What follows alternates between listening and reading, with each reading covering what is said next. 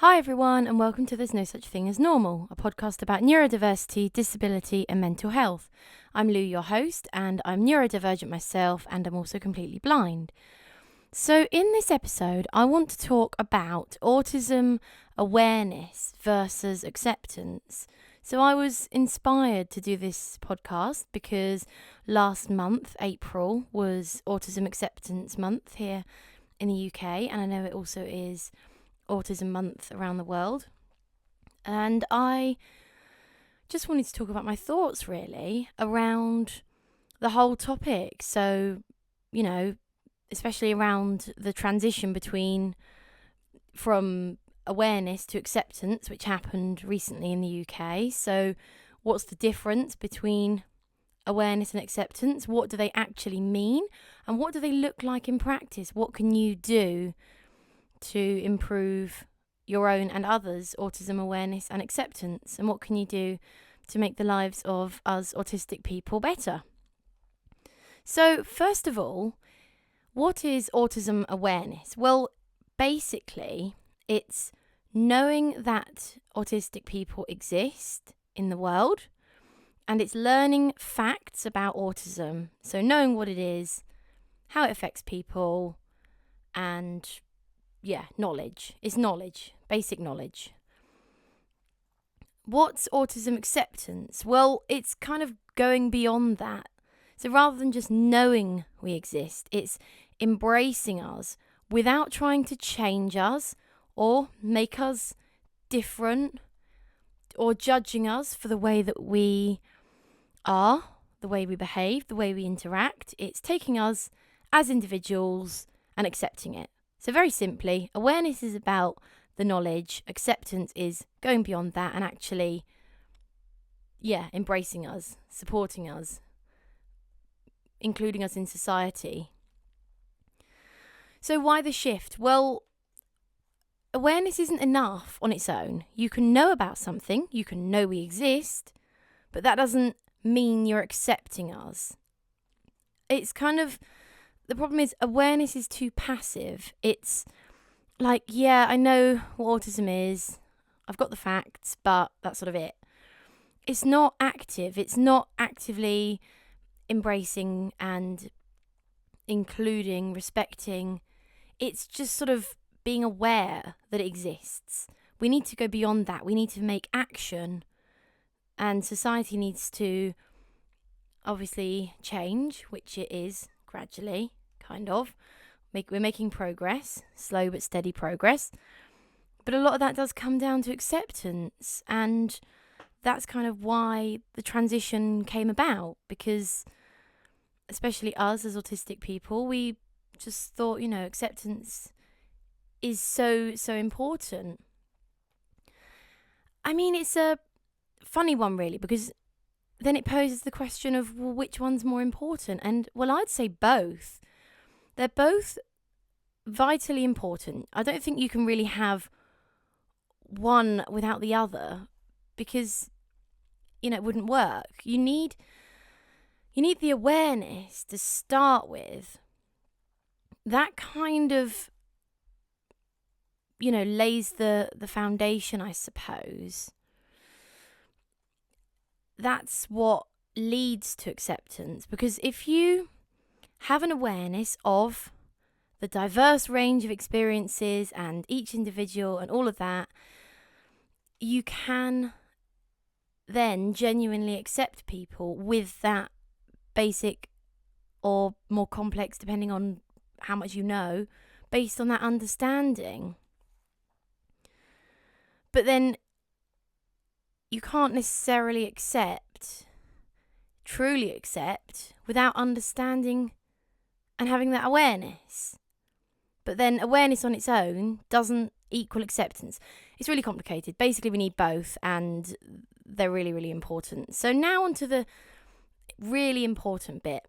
What do these things look like in practice? What does awareness look like? What does acceptance look like? So in order to become more aware of autism, you need to learn, and you need to gain understanding and knowledge. But here's the catch. You've got to be careful where you're getting this from, because there are lots and lots of sources of information out there. Some of them are great. Some of them are just false. Some of them are just, outdated. Some are just wrong or hurtful. Some are great, accurate, truthful, real. My best bit of advice would be listen to autistic people and listen to their families, because we are the ones who know what it's like to be autistic, and our families know, when they're supporting us, what it's like. When you're inside that world, you understand it. Whereas when people are talking about autism, maybe who just haven't got a clue, or then they're not autistic, or they don't know anyone who is. How's that going to work? If you want great autism information, listen to us, please, and listen to our families. So, how can you do this? Well, it's really important that you, I suppose, acknowledge the massive diversity and variation of autistic experiences. There's no one way of being autistic, and in order to truly grasp this concept, you need to listen to as many different autistic people as you can and understand their experiences, because there's no one way of being autistic. We're all different. There are as many different ways of being autistic as there are autistic people, which basically means every autistic person is different, just in the same way as every non-autistic person is different. Yes, we share traits and characteristics, but that doesn't mean we're all the same. So it's important to understand that. So how can you learn more about the experiences of autistic people? Well, if you're listening to this podcast, well done. That's great. The first thing is you can listen to podcasts like this. So, people talking about their experiences.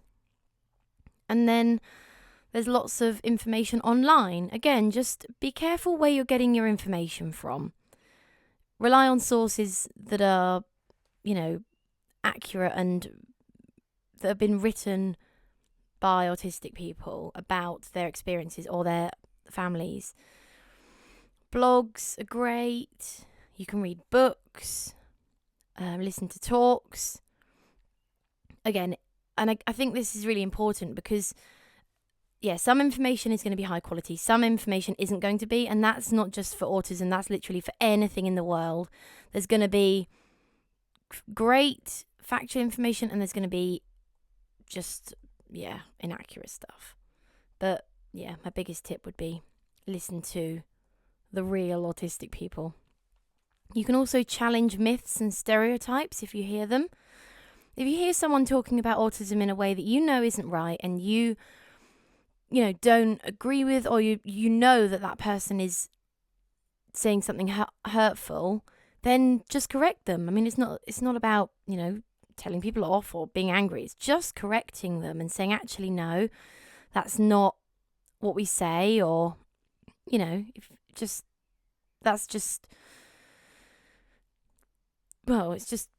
spreading the truth. If you hear something that's not true or that's hurtful being said, then challenging it is a great way of trying to, improve overall knowledge and awareness. Basically, that's what I'm trying to say. So what does acceptance look like? Well, it's embracing people for who they are. And it's, as I said earlier, it's not changing somebody or not trying to change them. It's being open-minded. It's being okay with the fact that we're different. And I think we're getting there slowly, but it's so important that people understand we're all different. And yes, us autistic people are different in ways that people may find confusing or not quite understand. But you know what? That's okay, because we are the way we are. You can't change us, so you might as well accept us. It's much easier, less traumatic for us, and easier for yourselves. Just, it's not really rocket science. It's just being okay with the fact that people are different. Treating us as individuals as well, and not comparing us against other autistic people or non-autistic people. What's the point I feel like I'm just saying it 100 times, but we are all different. There's no point comparing us against others, whether they're autistic or not. It doesn't mean anything. It's like, well, why are you comparing me against them? Because they are whoever they are and I'm whoever I am, and that's just it. And it also leads to us feeling maybe, I don't know, it's just not very nice when you're compared against other people. Or, it makes you feel that you're either not doing enough or you're doing too much, or yeah. So please, no comparing, and everyone's different. And trying to be patient, maybe if we need more time to process something, or if we're overwhelmed, or struggling in any way. And again, it's just having the open-mindedness to go, right, well, you're really overwhelmed by this noisy room. Well, I don't think it's noisy, but you do, and that's okay. It's like understanding that we are processing the world differently. Just because you don't think it's loud doesn't mean that we don't. And it doesn't mean that you're right and you're, saying it's not loud in here. Well, it is to me. So please just try and understand that we're experiencing the world differently. And, it's really hurtful. I've had horrible comments, people saying things like, oh, it's not too loud in here, you need to man up. I mean, that's just horrible. I could do a whole episode on why you don't say that, but it should be obvious. Or, people saying, oh, the world's noisy, you've got to get used to it. No, that is not being understanding. It's literally like telling someone to oh, well, I'm sorry, but the world's got lots of stairs. You're just going to have to learn to walk up them. No, if someone's in a wheelchair, they can't just get up and walk up the stairs. Well, I can't just get used to loud noise. I'm sorry, peeps, but I just can't. So please don't say things like that. And it's just, really hurtful. We're struggling. The last thing we need is people to not get it. Even if your experience is completely different, please just try and understand. Even if you don't get it 100%, it's just being empathetic. Empathy is such a big thing when it comes to accepting people. Being empathetic, understanding that we're struggling, trying to help. And again, this is the next point. Changing environments willingly. This means it doesn't need to be big changes, it could be small changes, but making changes that support our individual needs without grumbling or complaining or saying it's too much effort or a big deal. Reasonable adjustments. It could be something really simple. Really simple things make a huge difference. Changing the sensory environment or providing different ways of communicating or giving people warnings of change. I mean, there's all these things you can do. That's promoting acceptance, and that's doing things that are going to make our lives easier, and that makes a huge difference. And also changing your expectations. It's not about, again, it's the comparing thing. Don't compare us against other people, but also don't expect the same things from each person. Like, we're all different. Oh my God, I keep saying the same thing. I think this is literally the whole point of acceptance. And then language as well. How you talk about autism and autistic people is really important. And it might seem like a small thing, but it really does matter. And I could do a whole podcast about this. But, don't talk about us as if we're some sort of problem or burden or as if we're broken. Don't always go on about all of our challenges. I mean, it's really hard being autistic, don't get me wrong.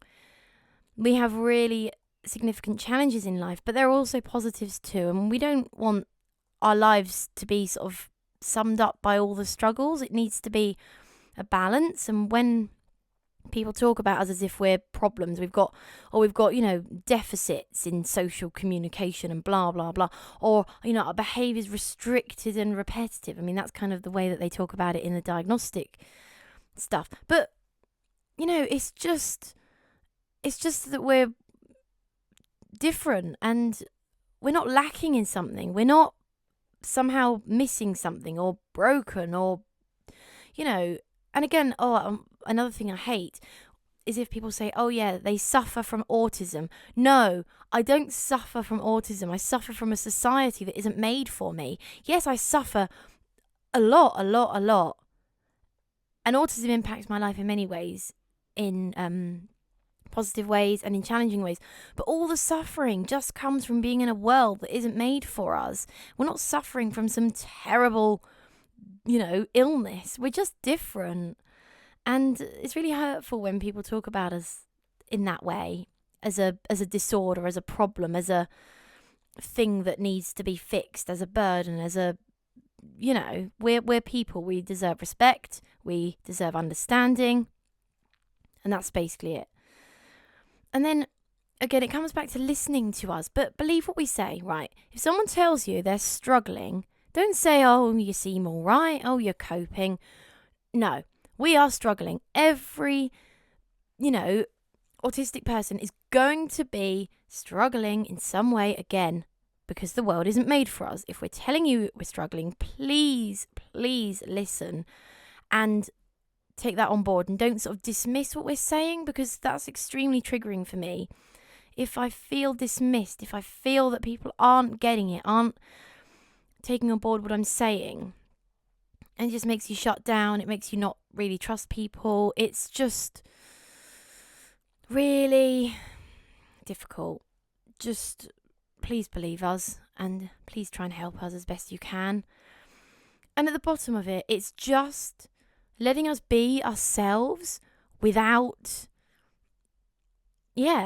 judging us. It's allowing us to express ourselves in the way that we do, allowing us to stim if we want to, if we, need to flap our hands or rock or fidget, if we're covering our ears because it's loud, if we're, really interested in talking about something that we love, if we're, having a meltdown, if we're whatever, just accepting that. It just seems super simple to me, but yeah, just please accept us for who we are, and remember that everyone's different. We're all unique. Autism is different for everyone. It's not some amazing, superpower thing. Some people think it is, but no, it's just different. It's not some terrible, thing either. It's just different, and we struggle in this world. So acceptance is really, really helpful. When you feel accepted, it's the most amazing feeling. I have definitely had times where I haven't felt understood or accepted, and it's the most horrible feeling ever. But, the difference between that and feeling as though I'm accepted, it's just life-changing. And again, it's the simplest things. It just makes such a huge difference. And also, the last thing I'll say is autism awareness, acceptance, whatever it is, all of this stuff needs to be a year-round thing, right? Guess what? I'm autistic 365 days a year, 7 days a week. I'm not just autistic in April when Autism Acceptance Month is. And I think this is the thing. It's kind of sad because in April, it's great because the spotlight goes on autistic people a lot more, and you hear lots about it and different stories, and it's talked about. But then after that, it's just like, oh, well, Autism Acceptance Month is over. Now what? Well, we're still here and we still need that. So please keep talking about it. Please keep listening to us and our experiences. And remember, we're still autistic in May, June and July, and for the rest of the year. So that's kind of my, last point, really. I hope this makes sense. It's a bit rambly, but that's just me. Hope you found it interesting, and thanks so much for listening. I will be back soon for another episode. Bye.